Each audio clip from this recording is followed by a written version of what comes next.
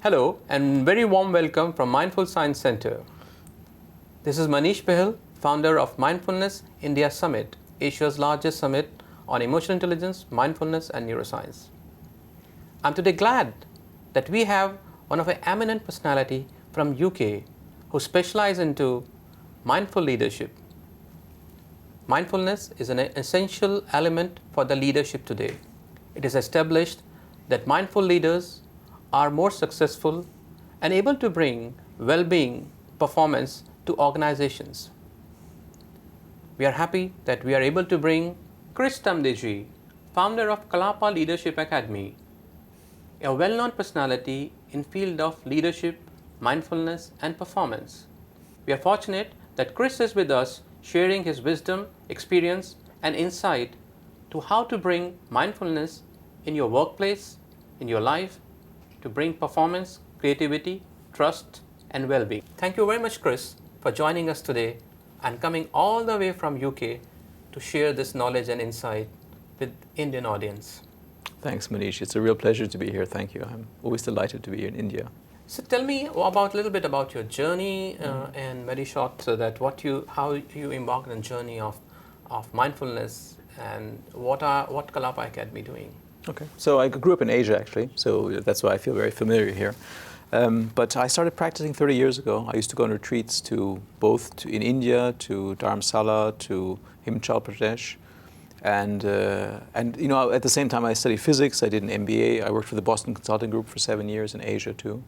And then after that I stepped out, and for 7 years I led a network of meditation centers, so you know, a network of 70 meditation centers. And that kind of, you know, got me very interested in bringing those two worlds together, you know, the world of the Boston Consulting Group, the world of, you know, mindfulness. And then 10 years ago I founded the Kalapa Academy together with a colleague. And we've just been really working on bringing the evidence base into the working organizations for them to really understand how these things, such as mindfulness, such as emotional intelligence, really make a big, big difference. And that's our work. So we work now we have about 300 projects per year all over Europe, USA, Asia, and that's our work. Oh, wonderful. You're doing an immaculate work, leaving all your roaring career at BCG and then starting something like this. Chris, you understand that this field is pretty difficult. People are very, very skeptical about the word mindfulness because it's connected with spiritualism in some level. It has roots within India which comes out of it. And how do our corporate world accepting this concept of mindfulness? So I find that, you know, it's not so difficult anymore. So I work a lot with very senior people who are very skeptical. And I basically, when they look at me and say, you know, what's this esoteric stuff you're doing? I say, you're the esoteric ones. You know, you're the ones who don't understand how your mind functions, and to basically operate with very narrow perception of reality, you know. And often they're kind of offended by that, but I do it in a cheerful way. And then I just say to them, look, you know, we're going to work with our mind, we're going to do assessments. We always do assessments pre and post, and it's up to you to see what comes out of it, you know. And so basically after that, they usually kind of go, okay, well, let's see, you know. And so we explain a lot of the science, so we work a lot for people to understand how these things work. And my experience is any resistance dissolves within 30 minutes. So I usually don't have any problem anymore. I think with the ease you express the whole easiness of this difficult subject, I really admire the way you explained it. I really now thinking that it's that easy to convince people that it's not an esoteric science, it's an easy and it's practicable. And I agree with you because I'm myself practitioner and teaching mindfulness, and I understand that yes, it's an easy science but difficult to practice. So what are the benefits of mindfulness in leading transformational change within an organization or an individual? Yeah, I mean, I think, you know, in some ways organizations are going through continual change nowadays. And if you ask leaders about, you know, how do they manage things and so on, they have all kinds of long explanations. But if you ask them, well, how do you change yourself? They usually get very quiet. So my experience is that many leaders have very little understanding about actually how to change themselves. And they don't actually really realize that they have to change themselves first. So many leaders I find operate driven by stress, pushed to change by stress, rather than proactively learning how to regulate their attention, their emotions, their outlook, how to change their habits. And I think that's the key point. You cannot lead change if you do not know how to change yourself. Very true. And And I understand that change is not that easy because we are so hardwired with our behavior that definitely it's a dark side to change yourself, and we think what we are, and it's very difficult to bring change. Also, being maturity is a subject which means the elasticity of behavior. How mindfulness can be an asset for a leader, understanding that mindfulness is an asset, and it can empower you to lead your teams and your organization. You think it's an asset for a leader, and how can it be a little practiced? Yeah, so I mean, I think if you look at organizational life, many leaders think that things function at the cognitive level, which is only processing information at 100 bits per second. Okay. At the same time, our body is sending us 11 million bits of information per second. So if I think that I can manage this conversation just on a cognitive level, then I'm making a big mistake. You see. So I think that basically what people who practice mindfulness begin to learn to do is to understand that there are many subtle aspects of our experience which we don't notice. And if we do not notice them, then we as leaders will walk around saying things, and people will just not be listening to us. Or people will be having a lot of resistance, because they're scared of us, So, I think it's really fundamental for leaders to really understand how people interact. And if they do not know how to relate to their own emotional state, then they will not be able to understand other people's emotional states. But isn't this situation getting more and more complex now to time commit?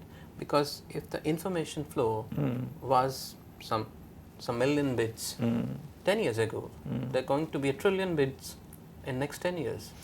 Yeah, so basically the amount of information that leaders receive per day has multiplied by 5 times in the last 20 years.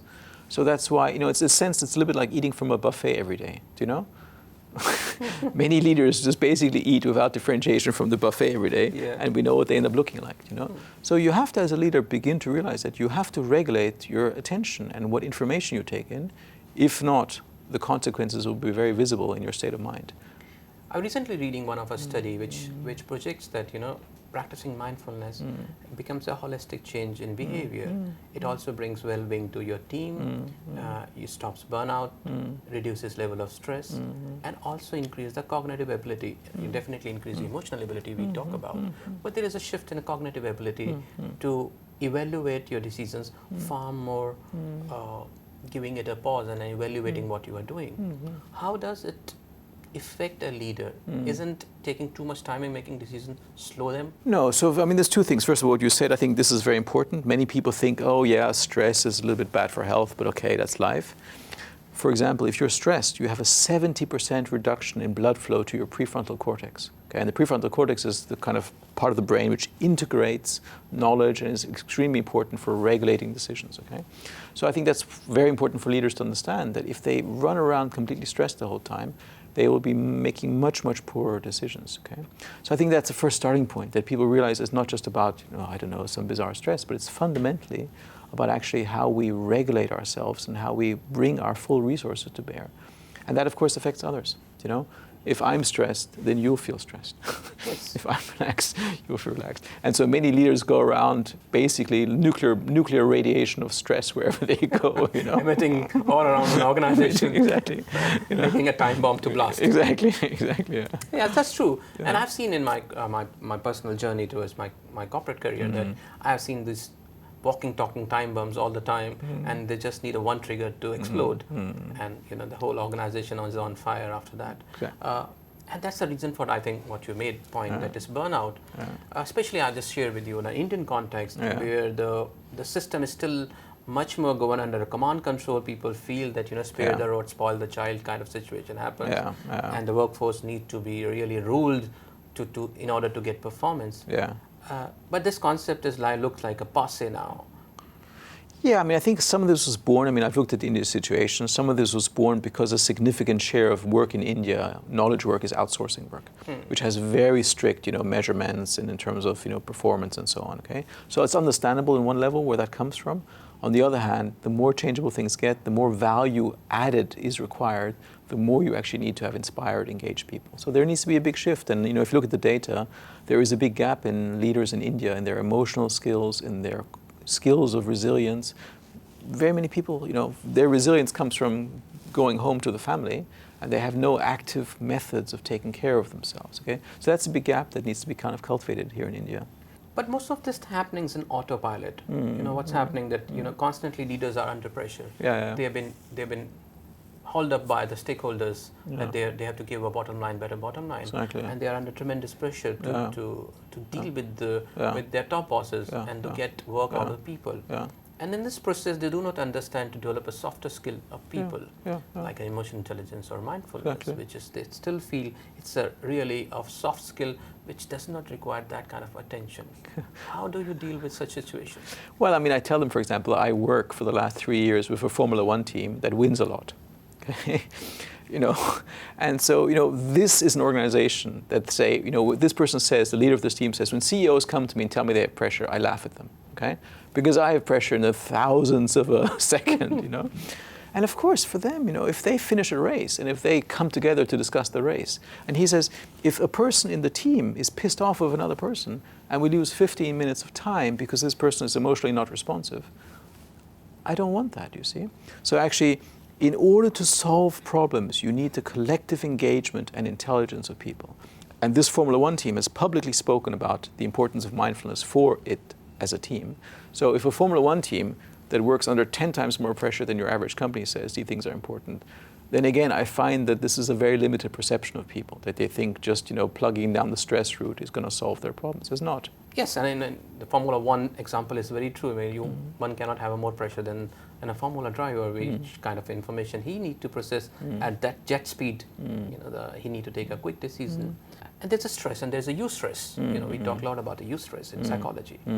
And what do you think, is that Formula driver is going under stress, or he's under eustress, or you're enjoying that stress? Well, put it this way, if I were sitting in the car driving at 100 kilometers per hour, I would have a heart attack, okay? Whereas he drives 350 kilometers per hour, and of course, he feels well, okay?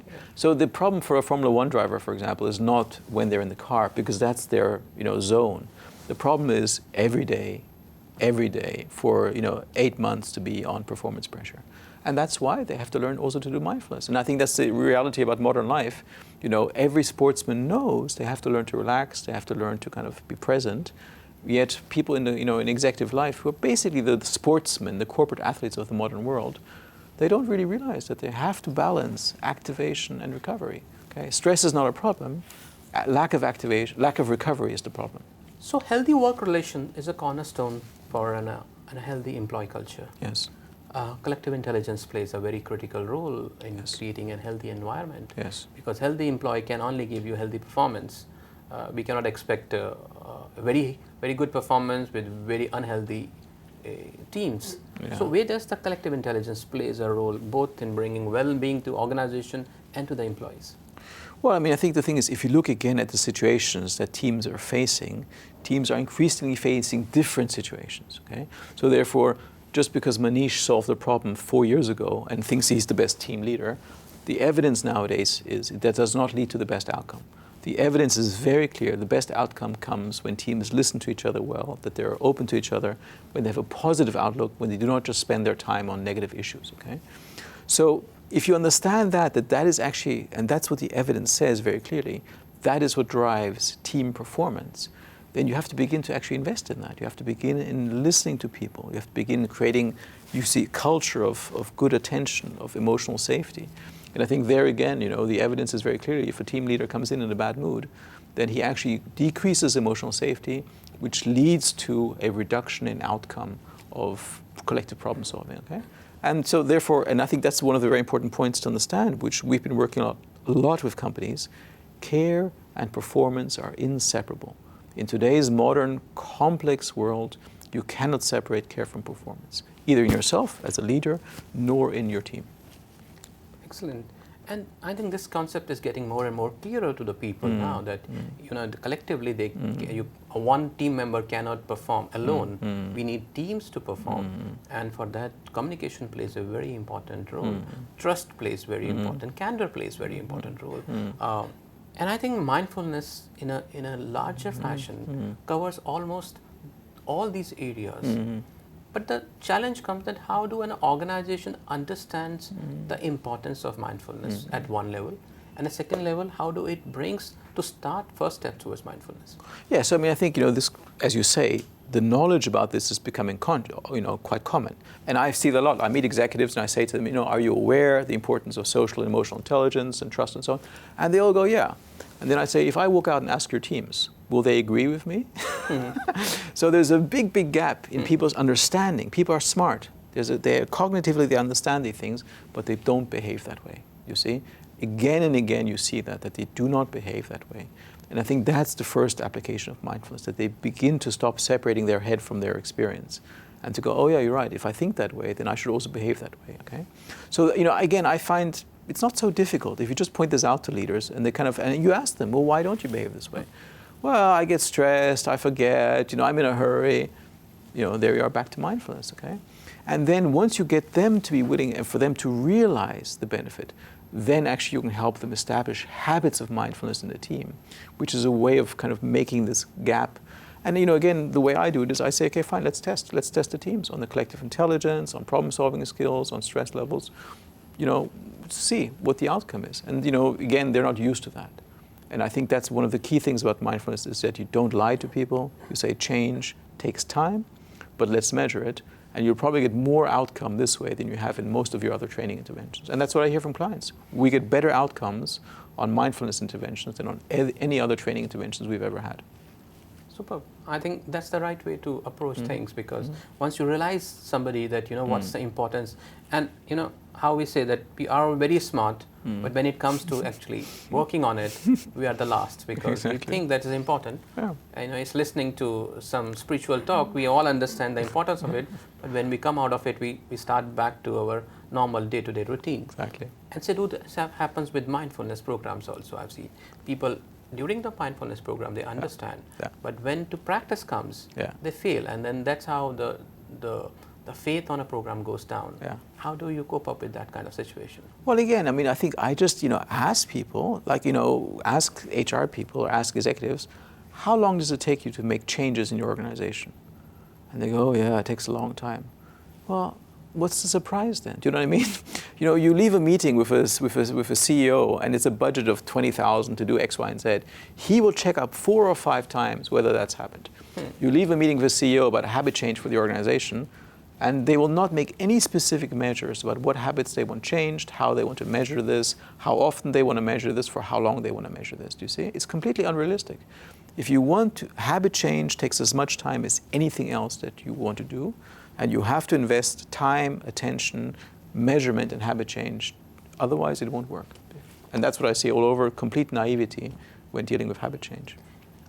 Yeah, that's true. And habit change is not that easy as we think, because it's so hardwired, it's ingrained to us, both from innate and acquired behaviors. Yes. And then our experiences, like Dr. Rick Hansen says, you have negative biases. Yes, exactly. You're more Velcro for a negative and Teflon for the positive. Exactly. And similarly, these negatives are more stick to us. And that's why anything goes wrong in any of these interventions, that becomes a thought about that it may not work. Exactly.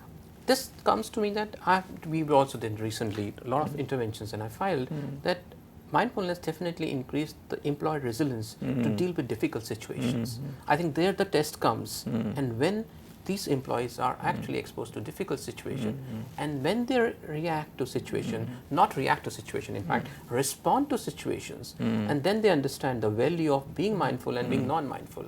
And this is my experience with my own working, that the resilience level of employees in difficult situations dramatically goes up. Exactly. And that is the evidence that it shows that how mindfulness prep you for dealing with situations which are more complex. Exactly. You have any such experience where you felt that mindfulness has really made that shift within that organization? Yeah, very profound ones, And I think, just the points that you mentioned. First of all, if we wanted to go on a marathon race tomorrow, you and I, we would probably not have a good time tomorrow because, both you and I are perhaps not marathon runners, It is completely unrealistic to assume that you can kind of change the way you deal with strong stress unless you practice. It's like same thing, if we think we can just run the marathon tomorrow because we feel like it, it's not going to happen. You have to prepare. You have to prepare. You have to train your mind. And I think that's the first aspect of, what mindfulness brings. And then, the second aspect is, in today's life, buffet of life, where you get so much information, most of us have this negative bias, like Rick Hansen says, and we start the buffet of life with the negative, with the sweets, with the kulfi and all the kind of stuff, and that gives us indigestion. So you have to understand that in life's buffet, you can't always start on the sweet corner. You have to start with the salads. You have to start with the positive things that are good for you, and not just the negative. And those are just, little aspects of resilience. Another one is relaxation. Most people have no idea how to relax. They think relaxation is taking out their smartphone and going, da-da-da. But we know from the nervous system that that's activation. That's not relaxation, okay? Relaxation is the ability to just sit there and go, okay, I'm just going to sit here now.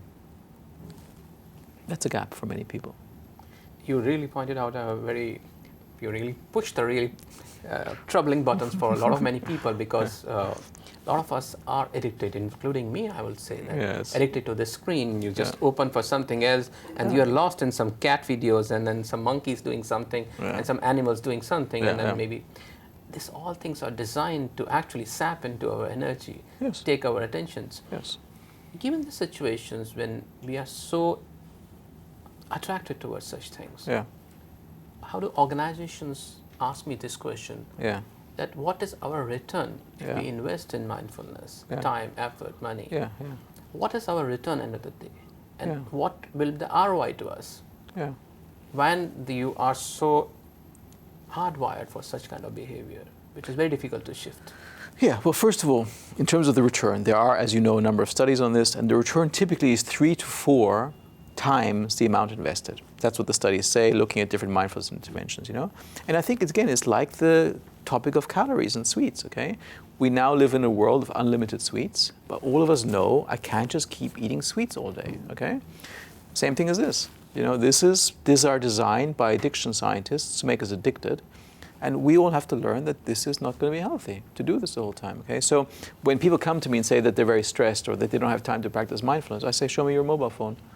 And then I look, and they spend 3.5 hours per day on it. And I think one really has to think about it and ask the people, 10 years ago, you didn't have this device. Where did those 3.5 hours come from? And when they begin to ask themselves that, my goodness, where did my 3.5 hours of device time come from? Maybe that's the source of my stress, you see. So I think that's very important, and this is also very important with companies. Companies are often accused of being the source of stress. If you look at the data we equip people with heart rate variability sensors. If you look at the data, it's not clear that work is most stressful for many people. Sometimes the time of the family is more stressful. Sometimes the traffic is more stressful. And sometimes lying in bed at night, looking at your smartphone like this, is actually the most stressful thing you can do, you see? So I think, just like we've learned to deal with calories, people need to understand what stress is, and they need to learn to regulate it themselves. And I think there can't be anything better than mindfulness to distress you and disconnect you from all the things you are connected, and connect with your inner being. Yes, absolutely. Isn't that the most relaxing thing one can do? Yes, because most people are only able to hold their mind on stimulating objects. But anytime you place your mind on a stimulating object, that stresses you. So if you're stuck in life only looking for stimulating objects, Netflix, Candy Crush, meetings, and so on, then you will have an impact on your mind. And only when you can begin to hold your mind on non-stimulating objects do you actually learn how to relax.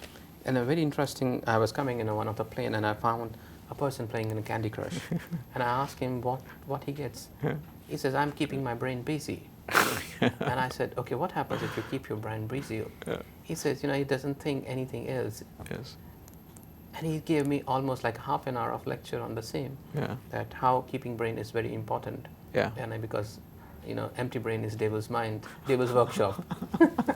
So what do you have to say to certain kind of people? Well, I mean, the evidence is that most people are unable to handle their own anxiety, and they prefer to give themselves dopamine rushes via Candy Crush instead of actually feeling their own anxiety, okay?